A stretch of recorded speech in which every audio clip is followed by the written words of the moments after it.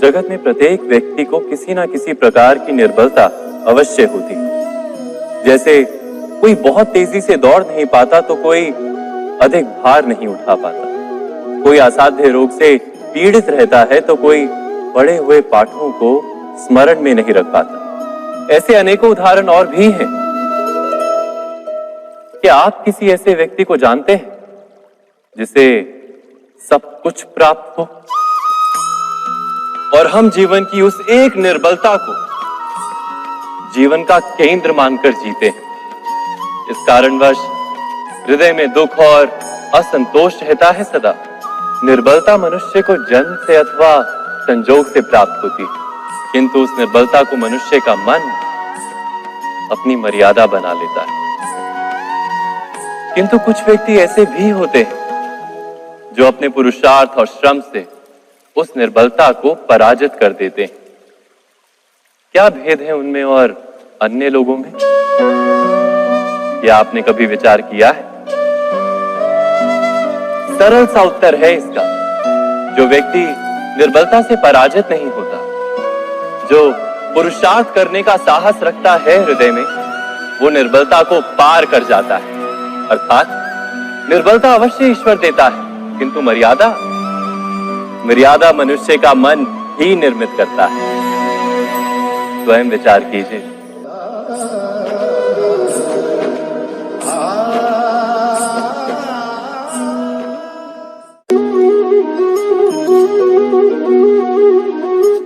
भविष्य का दूसरा नाम है संघर्ष। हृदय में आज इच्छा होती है और यदि पूर्ण नहीं हो पाती तो हृदय भविष्य की योजना बनाता है। भविष्य में इच्छा पूर्ण होगी ऐसी कल्पना करता रहता है, किंतु जीवन ना तो भविष्य में है ना अतीत में। जीवन तो इस क्षण का नाम है, अर्थात इस क्षण का अनुभव ही जीवन का अनुभव है। पर हम ये जानते हुए भी इतना सा सत्य समझ नहीं पाते। या तो हम बीते हुए समय के स्मरणों को घेर कर बैठे रहते हैं, या फिर आने वाले समय के लिए हम योजनाएं बनाते रहते हैं और जीवन जीवन बीत जाता है। एक सत्य यदि हम हृदय में उतार लें कि ना हम भविष्य देख सकते हैं, ना ही भविष्य निर्मित कर सकते हैं, हम तो केवल धैर्य और साहस के साथ भविष्य को आलिंगन दे सकते हैं, स्वागत कर सकते हैं भविष्य का। तो क्या जीवन का हर पल जीवन से नहीं भर जाएगा? स्वयं विचार कीजिए।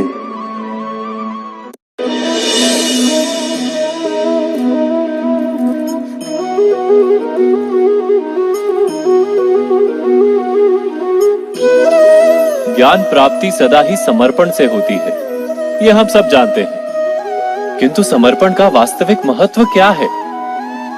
क्या हमने कभी विचार किया? मनुष्य का मन सदा ही ज्ञान प्राप्ति में विभिन्न बाधाओं को उत्पन्न करता है। कभी किसी अन्य विद्यार्थी से ईर्ष्या हो जाती है, कभी पढ़ाए हुए पाठों पर संदेह जन्मता है, और कभी गुरु द्वारा दिया गया दंड मन को अहंकार से भर देता है। नहीं, क्या ऐसा नहीं होता? न जाने कैसे कैसे विचार मन को भटकाते हैं, और मन की इसी अयोग्य स्थिति के कारण हम ज्ञान प्राप्त नहीं कर पाते। मन की योग्य स्थिति केवल समर्पण से निर्मित होती है। समर्पण मनुष्य के अहंकार का नाश करता है। ईर्ष्या, महत्वाकांक्षा आदि भावनाओं को दूर कर हृदय को शांत करता है और मन को एकाग्र करता है।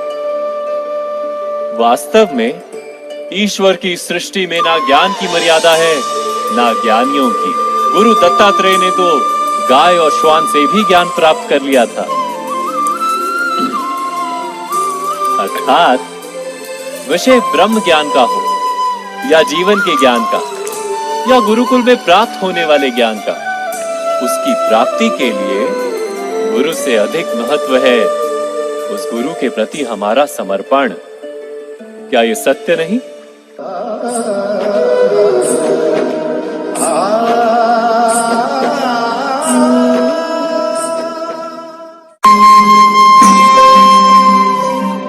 प्रत्येक मनुष्य के जीवन में ऐसा क्षण अवश्य आता है जब सारे स्वप्न, सारी आशाएं, सारे दृश्य ध्वस्त हो जाते हैं। जीवन के सारे आयोजन ही बिखर जाते हैं। एक और धर्म होता है और दूसरी ओर सुख। किसी को धर्म संकट कहते हैं। जब धर्म का वहन ही संकट हो और धर्म का त्याग ही सुख हो। विचार कीजिए, कभी किसी स्वजन के विरुद्ध सत्य बोलने का अवसर प्राप्त हो जाता है, कभी ठीक दरिद्रता के समय सरलता से चोरी करने का मार्ग प्राप्त हो जाता है, कभी किसी शक्तिशाली राजनेता या राजा के कर्मचारी का अधर्म प्रकट हो जाता है। सबके जीवन में ऐसी घटना बनती ही रहती है। अधिकतर लोग ऐसे किसी क्षण को धर्म संकट के रूप में जान ही नहीं पाते। हमें किसी प्रकार के संघर्ष का अनुभव ही नहीं होता। सहजता से सुख की ओर खींचे चले जाते हैं, जैसे मक्खी गुड़ की ओर खींची चली जाती। वास्तव में धर्म संकट का क्षण ईश्वर के निकट जाने का क्षण होता है। यदि हम संघर्षों से भयभीत ना हो, सुख की ओर आकर्षित ना हो, अपने धर्म पर दृढ़ रहे, तो ईश्वर का साक्षात्कार दूर नहीं।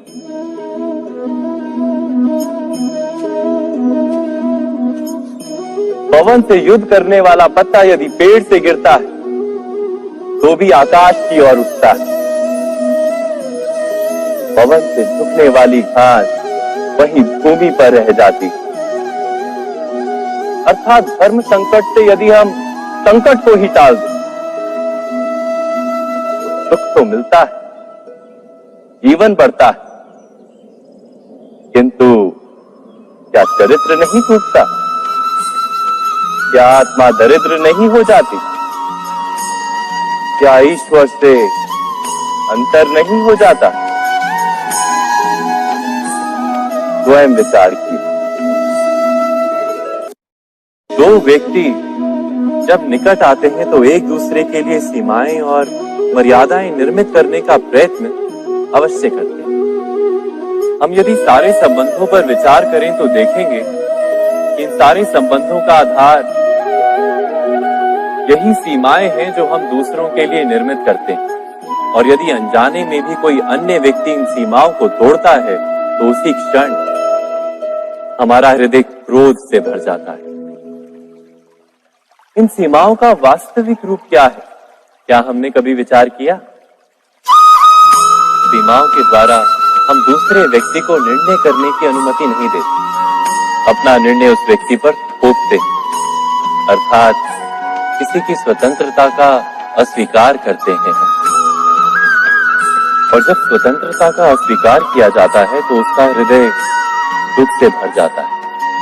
और जब वो सीमाओं को तोड़ता है तो हमारा हृदय क्रोध से भर जाता है। क्या ऐसा नहीं होता?